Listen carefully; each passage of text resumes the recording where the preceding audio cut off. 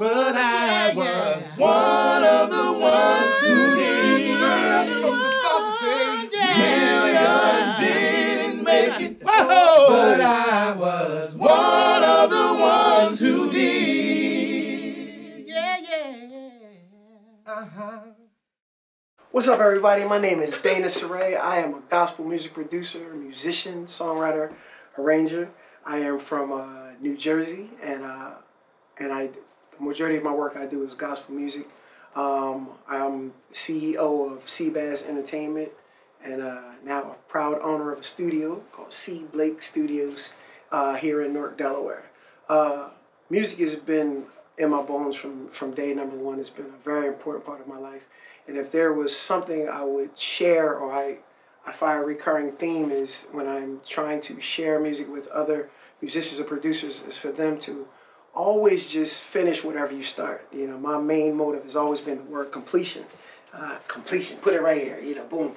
So it's all about whatever you start, just finish it. You know, a lot of people start a project and they never go back and finish, or they never pull into pieces to actually complete something. You know, and they may have a fragment of a song. They may have a verse. They may have a hook. So you have to take the time to go back and form the song, finish the ideas, finish writing it, finish the vamp. Make sure you just have a full body of work. I'm always sharing with younger guys and people that do what I do. Hey, what is your secret?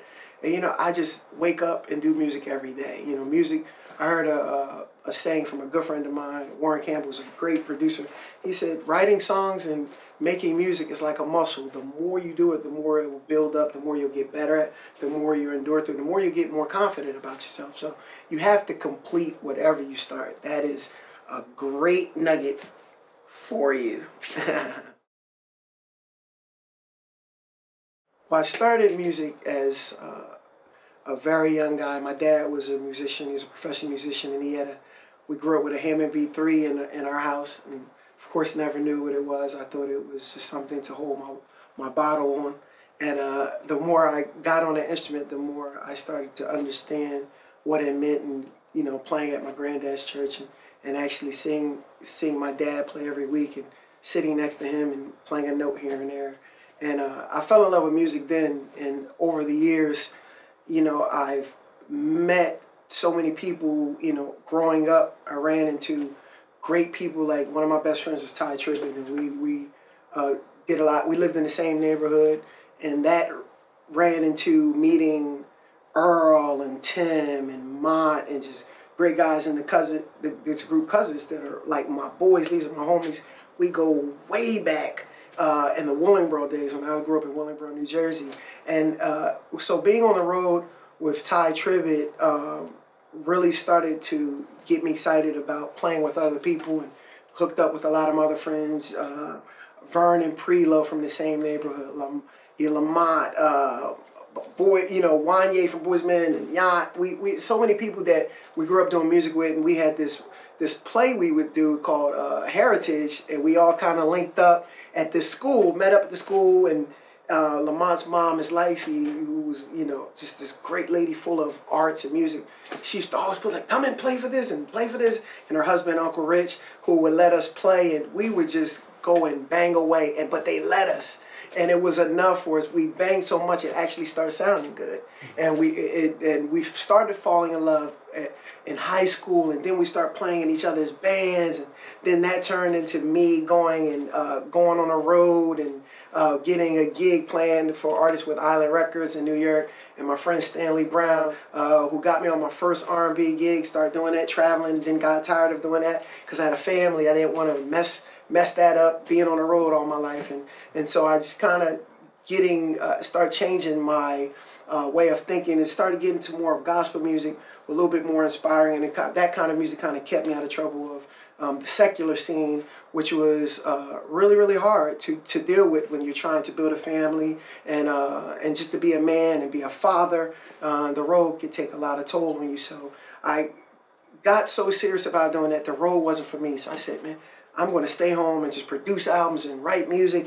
And Ty Tribbett gave me a chance to just be producer, and I didn't want to be a musician anymore. So I just started writing, producing, and I just put all my energy into that. And before you know it, I ended up getting placements on Ty's record. And when I was younger, Boys the Men and Marvin Sapp, just some great records that only God opened the doors and let his favor, reach me. And I was just at a certain point in my life where I was totally prepared. I did it for so long. And like we were talking earlier, how, success meaning preparation meets opportunity. If you're prepared and you have an opportunity, they come together, boom, you have to run with it. You have to complete it. You have to keep going. You can't let no one stop you.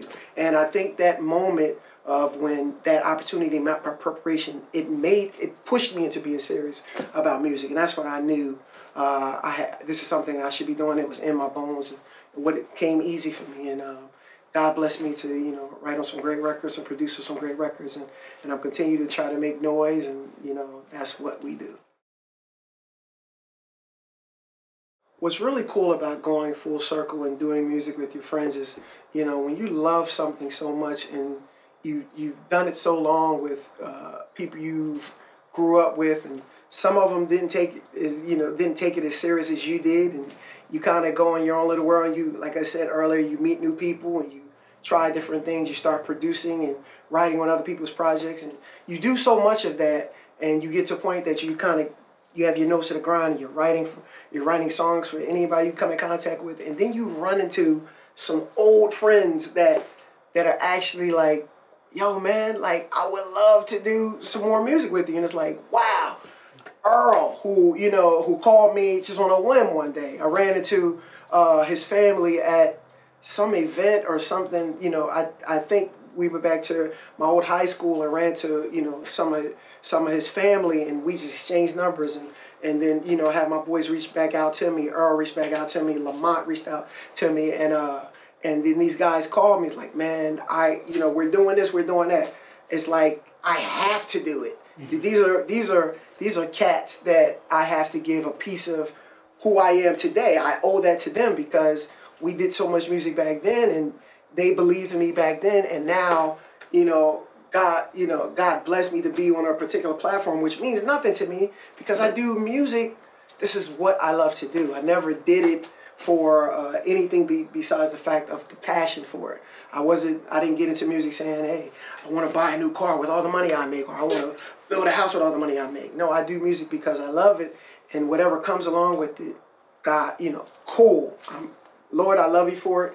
But linking back up with my brothers and people that I can call brothers and not just friends. These are like blood brothers, man. They'll kill for me. They'll fight for me. You know what I mean? And not too many of them fight, but it's kind of cool to really give back to them. Like I don't charge my boys. I don't ask for anything from my boys besides the fact of their 100% best. Let's make great music.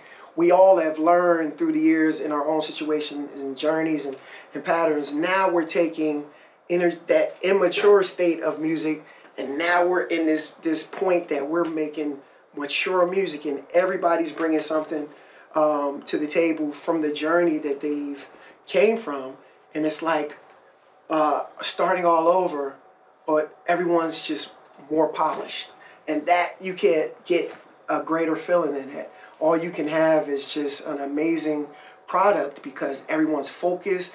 We're men now. We're not boys. You know what I mean? We're looking at it differently. We understand what songwriting means. We understand what great production means. We understand how to make great records. And now we're all putting our minds together. Now we're talking about going on all these crazy business ventures just because, we're in relationship. There's nothing greater than great relationships with your brothers and your friends that know great music. And I think that's very, very important.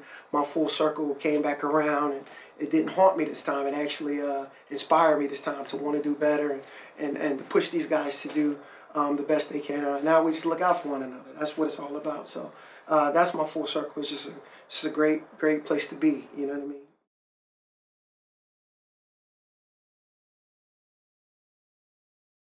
Listen to this analogy. Good things that come to those who sow the seeds. I remember everything that you taught me. Yeah. It's carrying weight It's your blood in me, and I keep moving. I